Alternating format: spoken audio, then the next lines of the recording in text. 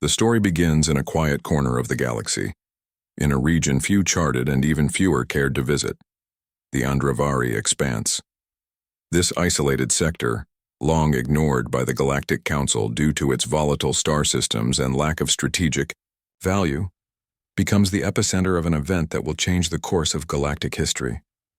From the dying world of Zalarium War, a faint, garbled SOS signal claws its way through interference, solar radiation, and cosmic debris. It's a desperate plea sent by the last survivors of the insectoid Skarn species. Once peaceful biologists and ecologists, the Skarn were reduced to terrified refugees hiding in their collapsed hives. Something monstrous had come to their world, a biomechanical force unlike any the galaxy had seen before. They didn't want to fight. They only wanted someone, anyone, to hear them. The Galactic Council does receive the signal, but after a brief assessment, they classify the situation as non-salvageable. No major species offers assistance. The Council logs the distress call, expresses sympathy, and moves on. After all, Zalari 4 was of no economic or political importance, but someone else hears the call. On the edge of Sol space, Earth's long-range listening array buried beneath Europa's icy crust picks up the transmission. Though degraded and faint, the message is unmistakable. An intelligent species begging for help, its population dwindling, its cities in ruin. Within hours, the signal reaches unified Terran command. Earth, once seen as a primitive outlier, had since evolved into a formidable, self-contained power. Humanity, a species born of chaos and hardened by millennia of struggle, had long operated independently of the Galactic Council after years of discrimination and neglect. They were known across the stars as Deathworlders, a term whispered with both fear and awe. Within Terran command, debate sparks. Why help the Skarn? There's no alliance, no treaty, no gain. Earth's directive has always been survival, not charity. But Captain Arlen Vex, commander of the TSS Revenant, speaks up during the War Council. Humanity knows what it means to be abandoned. We made a promise to ourselves, never again. No cry for help goes unanswered, not while we have breath to respond. His words sway the brass.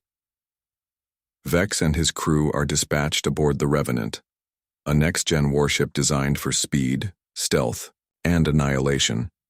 The order is clear: investigate, extract survivors if possible, and assess the threat. As the Revenant nears the Zalari system, the crew scans the devastated planet below. Fires rage in every continent. Atmospheric scans reveal traces of heavy radiation, bioorganic pollutants, and massive power signatures with no known match in the galactic database. What's more disturbing is the eerie silence. No comm chatter, no response to hails. Only the fading signal from a lone Skarn beacon, repeating its desperate call over and over. Then a new signal is detected. Movement. Ships, many of them. Unknown class, no transponders, and they're not fleeing. They're waiting. As the Revenant enters low orbit and prepares to launch a recon team, the crew realizes this isn't a rescue. This is a first contact mission with something entirely alien, and likely hostile. And humanity, once ignored and underestimated, is about to make its presence known. The TSS Revenant slips into low orbit above Zalari 4, its dark hull blending with the ash-cloaked skies of the ruined world. From above, the devastation is total. Skarn hive cities, once towering organic structures that harmonized with the planet's lush ecology, are now little more than molten craters and scorched husks. Entire ecosystems lie in ruin. Forests have been reduced to blackened skeletons. Rivers have turned acidic, and the atmosphere is thick with toxic particulates. Captain Arlen Vex, along with his bridge crew, stares at the live feed in silence. It's worse than anticipated. No signs of conventional battle are visible. No fallen aircraft, no wreckage from planetary defense systems. The enemy didn't fight the Skarn. It consumed them.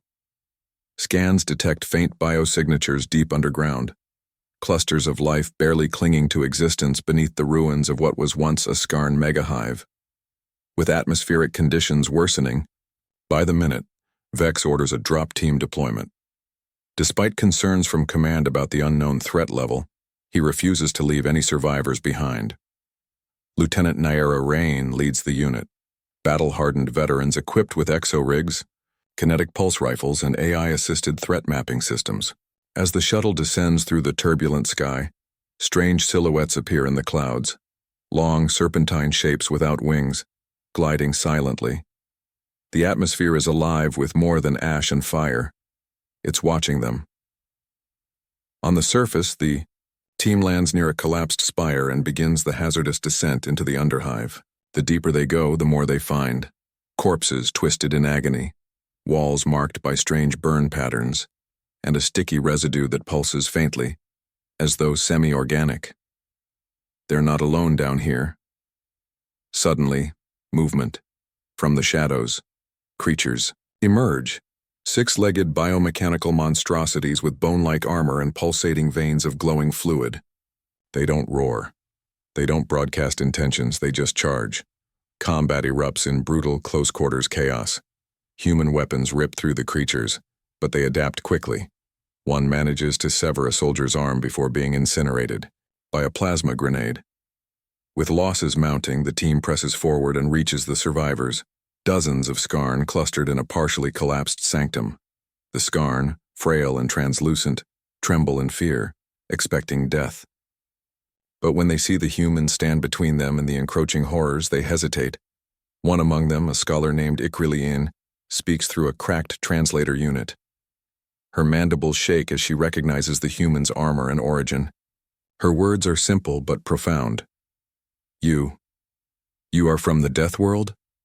It's not a question. It's realization. And fear turned to awe. Vex, monitoring from orbit, hears the exchange and orders immediate extraction. The shuttle returns, under fire, skimming across molten terrain while evading more of the gliding predators above. Back aboard the Revenant, the Skarn are stabilized, fed, and decontaminated. They offer what little data they managed to preserve, a record of the first attack, the creature's patterns, and a chilling warning. The enemy doesn't just kill, it harvests. The Skarn name them the Zalkor, a swarm that came from deep space without warning or diplomacy, consuming every living thing in their path. The Revenant's AI begins analyzing the creature's biology and ship signatures. Nothing matches known species. Captain Vex leans forward as new signals appear on the scanner. More Zalkor vessels, inbound. This isn't over. In fact, it's only the beginning. Back aboard the TSS Revenant, the crew works around the clock to stabilize the rescued Skarn and process the horrifying data they've provided.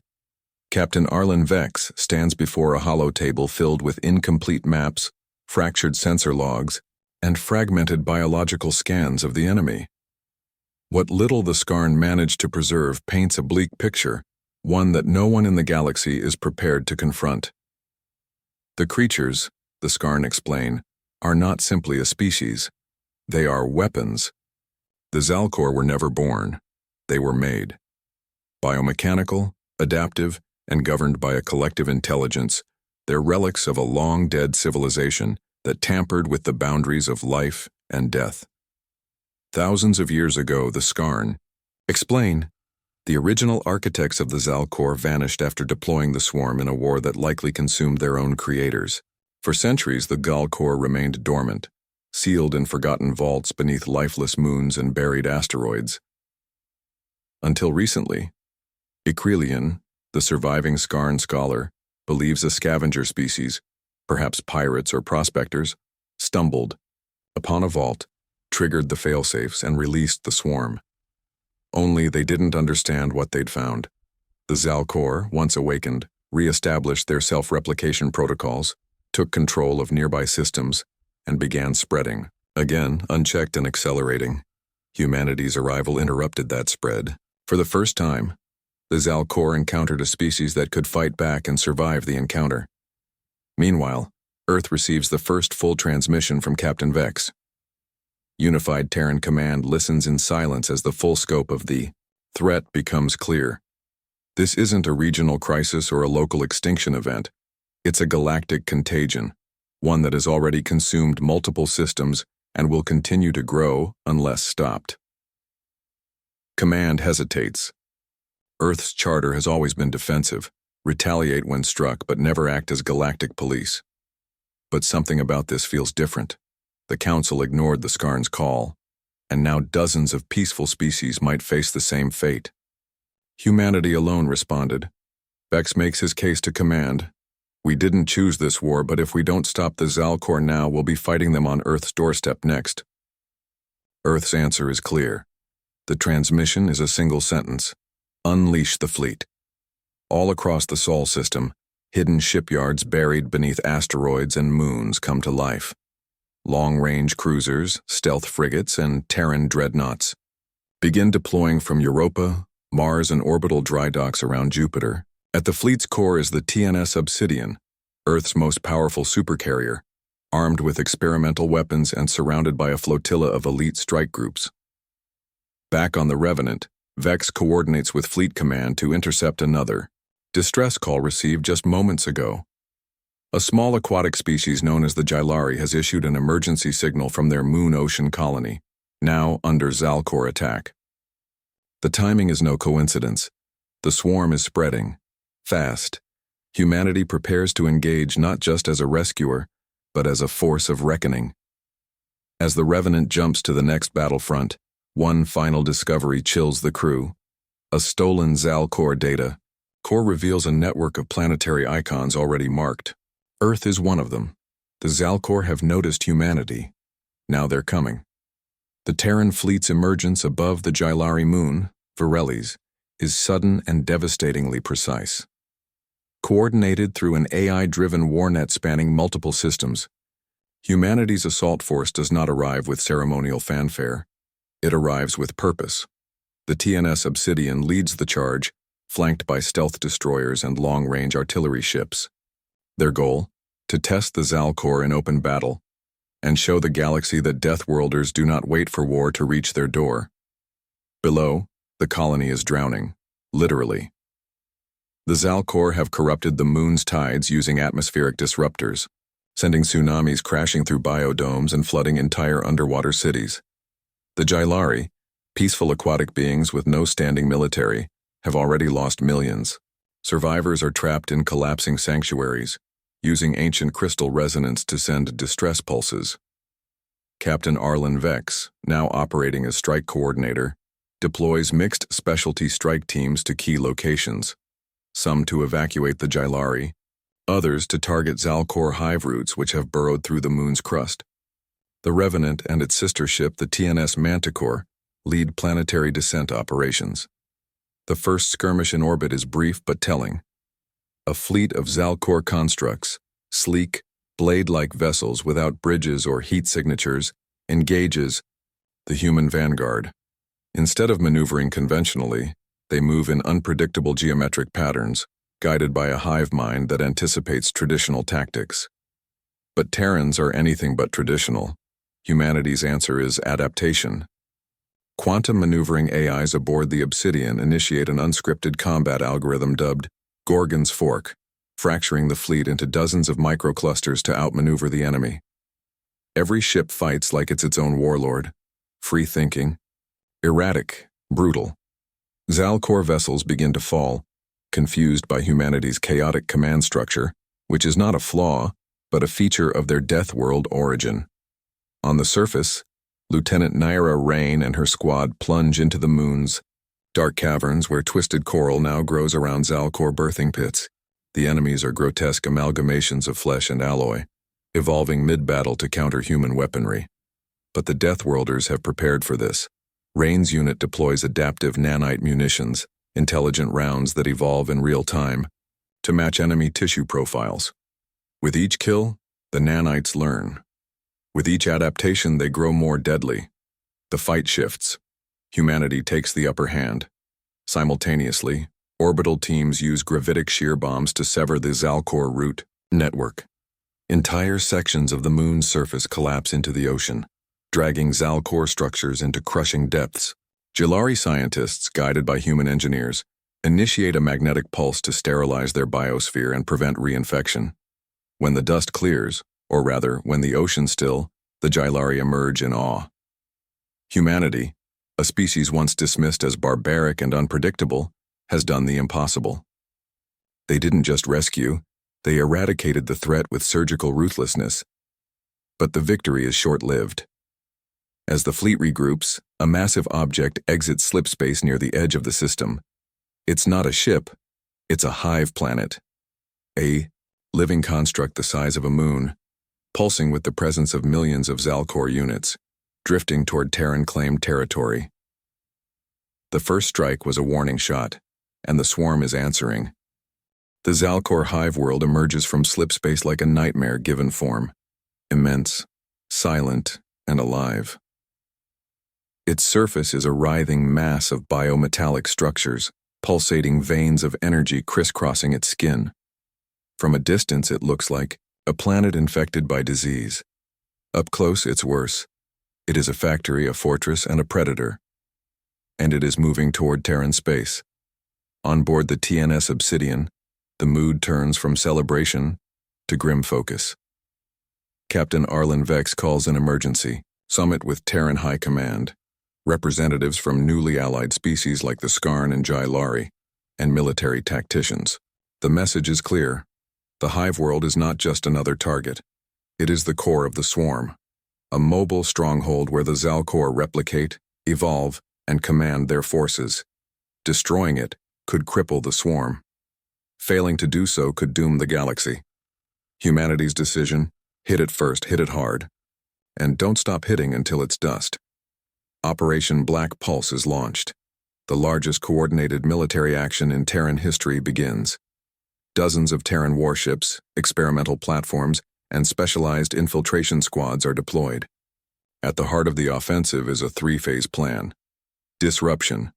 Sabotage the hive world's outer defense lattice using stealth corvettes armed with graviton imploders to punch through its anti-orbital shield nodes.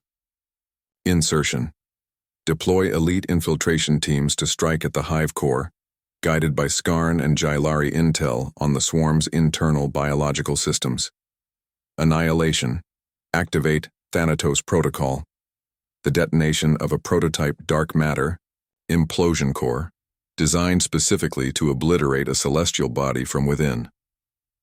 The battle begins with chaos. Zal core tendril ships pour from the hive world like hornets from a ruptured nest, engaging the Terran fleet with ferocity. The Obsidian unleashes its spinal particle cannon, vaporizing entire clusters in a single blast. But for every ship destroyed, two more take its place. Meanwhile, infiltration squads led by Lieutenant Nera Rain pierce the hive world's crust using burrowing drop pods. They enter a grotesque nightmare, corridors made of pulsing flesh, filled with hissing, multi-limbed sentries that communicate via pheromones and ultrasonic vibrations. Traditional tactics are useless here. Every corner changes, every wall listens. But humans adapt. The team uses polymorphic AI drones to map the maze in real time, adjusting routes by the second. They fight through rivers of biofluid, evade living turrets, and reach the central intelligence node, a pulsating neural tower made of calcified skulls and unknown alloys. Inside is the Zal core overmind. Rain's team implants the dark matter core at its base, then fights their way out with only seconds to spare. Extraction ships sweep in, hauling survivors from collapsing tunnels and melting terrain. Above, Captain Vex orders a full retreat. The Terran fleet jumps out just as the hive world implodes in a silent gravitational collapse. Space folds inward. Then, nothing. The planet is gone. The victory sends a shockwave across the galaxy, literally and symbolically. For the first time, the Zal core have lost a hive world. Species who once feared humanity now look to Earth with something else: hope. But deep in the void, fragments of the overmind scatter. New signals pulse from distant corners of the galaxy. The swarm is wounded but not dead. The destruction of the Zal core hive world marks a turning point in galactic history. Species that once viewed Earth's inhabitants with suspicion now regard humanity with awe and unease. For the first time in millennia, a universal threat has been met with unflinching force, and for the first time in recorded history, that force didn't come from the old galactic powers or the Elder Council. It came from Deathworlders. Back on Earth, celebrations are brief. The victory is monumental, but the war is far from over. Though the Overmind was annihilated, the swarm is not a single organism. It's a distributed intelligence. Scattered remnants of the Zalcor survive in distant systems, disconnected but dangerous. Worse, the hive world's collapse triggered an automated pulse, activating long-dormant constructs across uncharted regions. The swarm's evolution has not ended, it's accelerated. Yet even in the shadow of looming threats, the galaxy is changing. Dozens of species, led by the Skarn and the Jylari, petition for a new alliance, one not dictated by the stagnant doctrines of the Elder Council. They propose a unified front, not just to repel the swarm but to reshape galactic governance. At the center of this proposed alliance stands humanity. Captain Arlen Vex, scarred and seasoned by war, attends the first summit on the liberated world of Ithari Prime. Representatives gather in a chamber that just months before had been filled with refugees. Now it echoes with words of unity and resolve. The new coalition is dubbed the Stellar Concordat, and though many expect humanity to seize control, the Terrans make a surprising move. They share it. Humanity refuses to be overlords. Instead, they propose a decentralized command structure, inspired by their own chaotic but effective military doctrine. Task forces are organized based on adaptability, not tradition. AI war systems, Deathworlder tactics, and native planetary militias will now operate as one, bound by cooperation rather than hierarchy. In this new order, Terrans are not rulers. They are vanguards, the first to respond, the last to retreat. Lieutenant Naira Rain becomes a symbol of that ethos. Her survival from the Hive World's core makes her a living legend, and she's tasked with training Concordat strike teams in Deathworlder tactics, asymmetrical warfare, adaptive thinking, and battlefield evolution. To her surprise, species, who once trembled at the thought of war, now beg to learn how humans think, how they fight. Meanwhile, deep space recon teams begin discovering odd anomalies, biosignatures from the Zalcor that don't match prior scans. Splinters of the Overmind, perhaps, some even forming new hives learning from the last defeat. The swarm may be fractured, but it is not gone. A second war is inevitable. But this time, the galaxy will not face it fragmented. This time, it will face it together. In the final scene, a new Terran vessel, the TNS Dauntless, launches from the Outer Rim. Unlike the ships before it, this one carries not just weapons, but diplomats, scientists, and hybrid strike crews composed of multiple species. It's not just a warship, it's a promise. The galaxy has changed, and Deathworlders didn't just survive it, they led it into a new era.